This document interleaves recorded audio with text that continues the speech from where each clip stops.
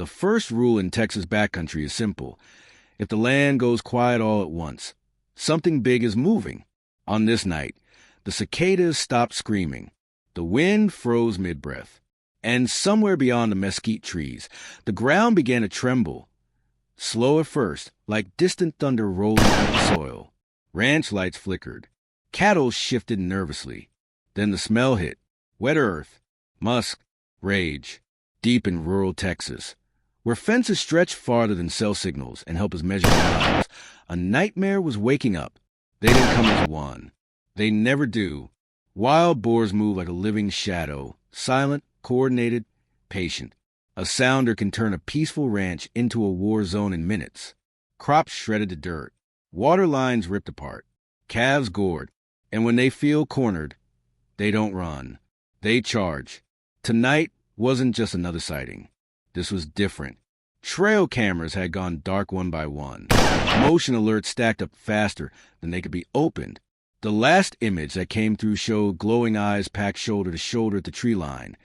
Far more than anyone had ever recorded on this land. Big bodies, scarred backs, tusks thick as crowbars. Texas had seen wild hog problems before, but this looked like an invasion. The rancher knew better than to grab a rifle and rush in.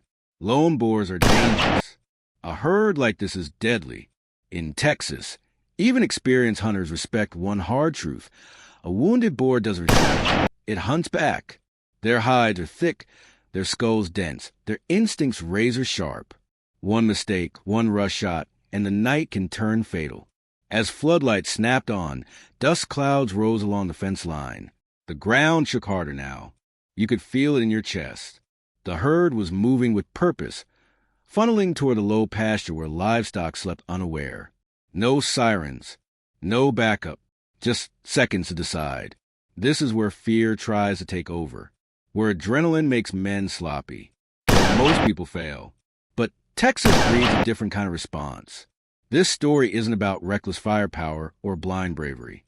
It's about discipline under pressure, about reading the land, understanding the animal, and knowing when patience is stronger than force. Because when giant monster wild boars decide to test the line between nature and civilization, the margin for error disappears. Somewhere in the darkness, heavy bodies slammed against steel fencing. Metal groaned. A gate hinge screamed. The herd was probing, learning, adapting in real time. These weren't dumb animals. These were survivors, fast breeders, fast learners, and fast killers. And this was only the beginning. Because once wild boars claim a territory in Texas, they don't leave quietly. They come back bigger, smarter, meaner. And what happened next on this land would force a confrontation unlike anything the region had seen before. No warning shots, no wasted moves, just a countdown measured in heartbeats. If the next decision failed, the ranch would fall before sunrise, and the monsters were already inside the fence.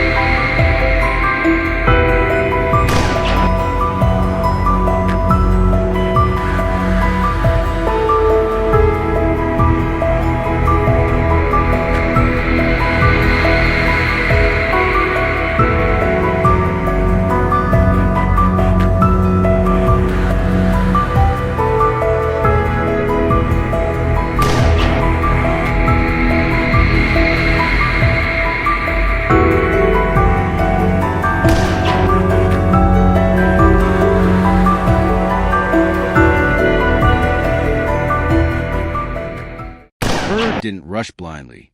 That was the first mistake people make when they imagine wild boars. These animals weren't panicking. They were testing. One heavy body pushed the fence. Another circled wide through the brush. A third stayed back, watching. In Texas, experienced ranchers know this behavior well. When boars slow down like this, it means they're calculating.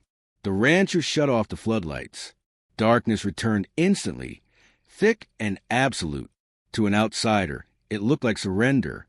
In reality, it was control. Light gives away position. Silence hides intent. The herd paused, confused by the sudden shift. Hooves scraped dirt. Low grunts rolled through the pasture, like distant engines warming up. Thermal optics flickered on inside the truck cab. Through the screen, the land came alive in white heat. 37 bodies. Maybe more. Packed tight along the tree line, with three massive shapes pushing front. Lead boars. Old. Scarred. The kind that survived traps, bullets, and dogs, and learned from every encounter. This wasn't about wiping them out.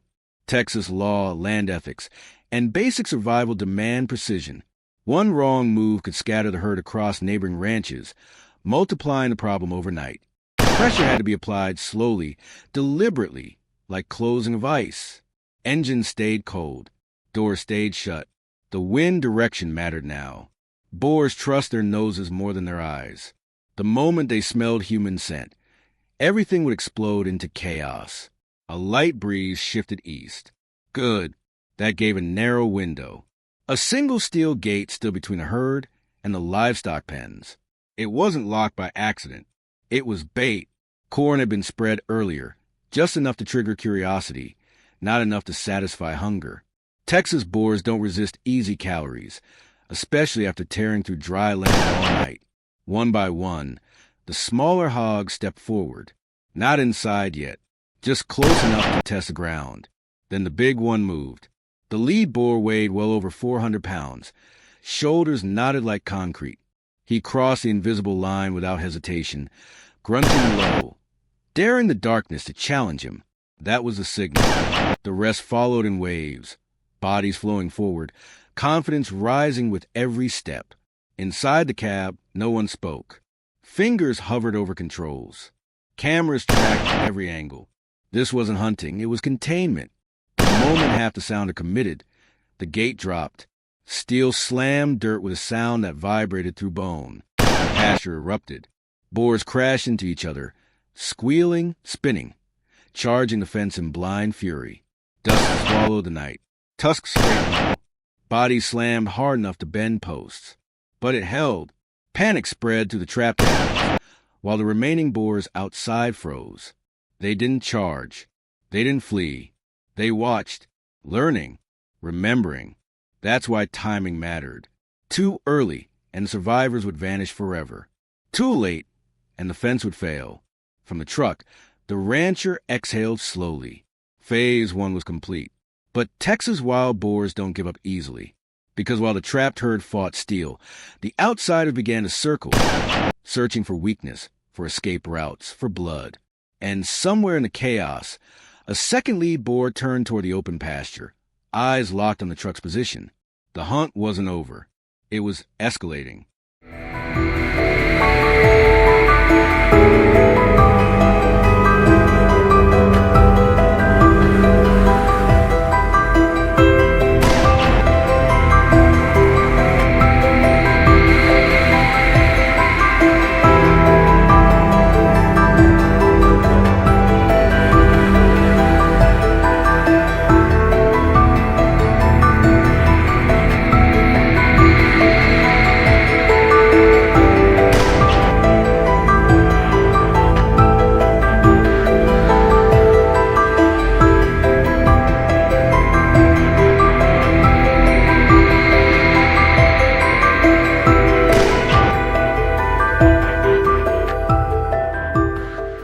The second lead boar didn't charge right away. That hesitation was more dangerous than blind aggression. In Texas, seasoned land managers fear this moment the most, the pause where an animal decides whether you are prey, obstacle, or threat worth remembering. The boar stood at the edge of the pasture, moonlight catching the curve of its tusks, steam rolling from its nostrils as it tested the air again and again. Inside the truck, no one moved. Engine stayed off. Radio stayed silent. Every sound mattered now. One mistake could send a survivor back into brush, carrying knowledge that would make future control nearly impossible. Wild boars don't just escape, they adapt. And adapted boars become legends farmers whisper about after losing another field overnight. The trapped herd continued hammering the steel enclosure, but their energy was already fading. Panic burns calories fast. Texas heat, even at night, drains strength from muscle built for charging, not endurance. This was expected. Time was now the most valuable thing. The lone boar outside circled wider, testing the fence line from a distance. He wasn't looking for a way in. He was looking for a way out. For later, that's when the rancher made the hardest call of the night. He did nothing. No lights, no movement, no pressure. This wasn't mercy. It was strategy. Studies across Texas and the southern United States show that when a sounder is captured quietly, without gunfire or pursuit, neighboring boars don't associate the area with immediate danger. They don't mark it as forbidden territory. They return. That's how long-term control works. Not by fear, but by patience. After nearly 40 minutes, the trapped herd collapsed into exhaustion. Heavy bodies slumped against each other.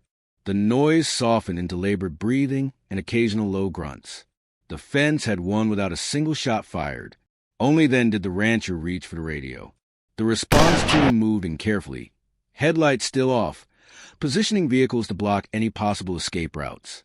The lone boar outside finally retreated, not in panic, but in calculation, slipping back into the trees with one last look over its shoulder. It wasn't defeated. It was postponed. At first light, the full scale of the damage became visible. Acres of rooted soil looked like they'd been hit by machinery. Irrigation lines lay shredded. Fence posts leaned at impossible angles. This was one night's work by animals most people underestimate. The captured boars were handled according to Texas wildlife regulations. No spectacle, no waste. Every step followed protocol. Meat was processed and distributed. Data was logged. Cameras reset.